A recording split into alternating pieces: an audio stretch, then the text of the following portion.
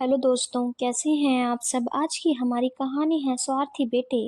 सुमन जी की आदत थी कि सुबह उन्हें गर्म पानी चाहिए होता था। इसलिए सुबह से 2 बार उठकर कमरे के बाहर निकल कर आकर देख चुकी थी, लेकिन अभी तक बहू मीना और बेटा कमल उठे तक नहीं थे। जब तक उन लोगों में से कोई एक उठेगा नहीं, तब तक उन्हें गर्म पानी मिलेगा नहीं। बात ये नहीं थी कि सुमन जी गर्म पानी नहीं कर सकती थी। बात यह थी कि बहू मीना रात को रसोई का काम खत्म कर रसोई में ताला लगा देती थी। अब जब तक ताला खुलेगा नहीं, सुमन जी को गर्म पानी मिलेगा नहीं। आखिरकार घड़ी में जब 9 बज गए और सुमन जी से रहा नहीं गया, तो उन्होंने हिम्मत करके बेटे के कमरे का दरवाजा खटखटाया। 2-3 बार दरवाजा खटखटाने के बाद मीना जी की जगह कमल ने आकर दरवाजा खोला और तमतमाते हुए बोला, क्या है माँ, सुबह सुबह परेशान कर रही हो। बेटा, मुझे गर्म पानी चाहिए था, रसोई में ताला लगा हुआ है, तो तुम रसोई का दरवाजा खोल दो ताकि मैं गर्म पानी कर सकूं।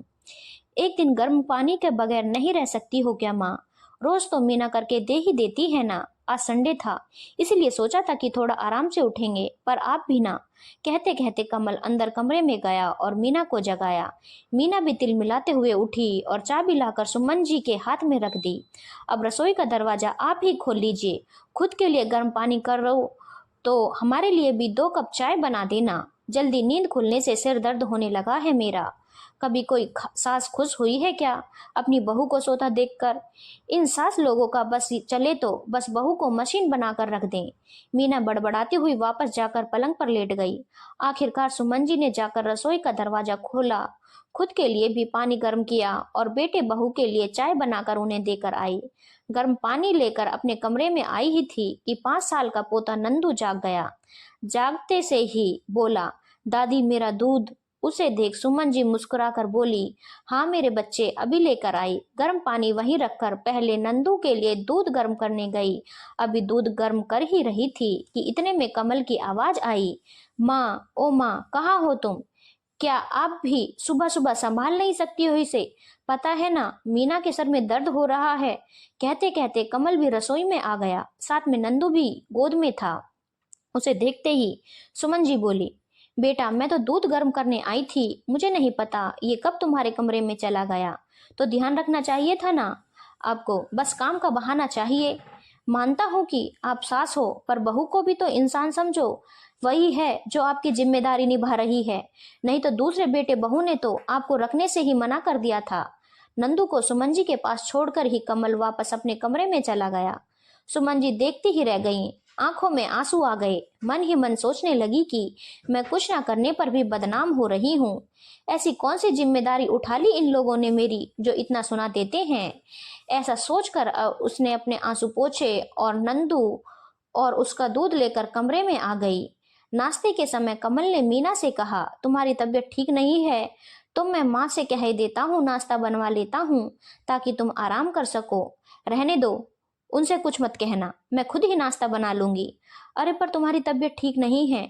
नहीं नहीं, मैं खुद ही नाश्ता बना लूंगी, उनका क्या भरोसा, कौन सा सामान उठाकर अपने दूसरे बेटे बहू को देकर आ जाएं। अक्सर रसोई से सामान कम हो जाता है। मुझे तो पूरा यकीन है माँ जी ही सामान की हेरा फेरी करती हैं और अपने उन बेटे बहू को देकर आ जाती हैं। और जाकर रसोई में नाश्ता तैयार करने लगी। मीना को रसोई में नाश्ता तैयार करते देखकर कमल गुस्से में आकर सुमन जी से बोला, देख लो, ये सब आपके ही कारण है। उसकी तबीयत खराब है, फिर भी आप नाश्ता तैयार कर रही है।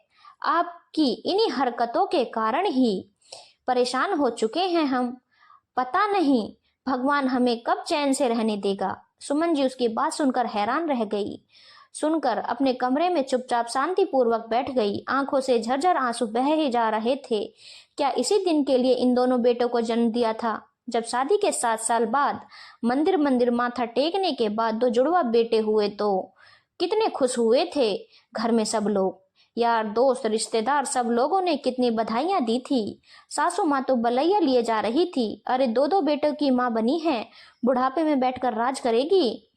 कुछ साल बाद जब पति का देहांत हो गया, तब भी सुमन जी ने हिम्मत करके अपने दोनों बेटे कमल और अनूप को संभाला। कितनी परेशानी झेलकर भी इन लोगों को पढ़ाया लिखाया, इतना बड़ा किया, दोनों की शादी कराई, पर उसके बाद सब कुछ बदल गया। दोनों बहुओं की आपस में बनी नहीं, इस कारण बेटों में भी झगड़े होने लगे। आखिरकार दोनों बेटे अलग हो गए। सुमन जी के पति ने 2 मंजिला मकान बनवाया था। उसी में ऊपरी मंजिल पर अनूप अपनी पत्नी के साथ रहने लगा और नीचे वाले फ्लोर पर कमल अपनी पत्नी और सुमन जी के साथ रहने लगा। सुमन जी को रखने को लेकर भी दोनों भाइयों में बहस हुई थी। अनूप ने साफ मना कर दिया था कि वो माँ को अपने पास नहीं रखेगा, तो कमल को अपने पास सुमन जी को रखना पड़ा। सच कहें तो उस समय की बधाइयां आज कानों में चुभ रही थी।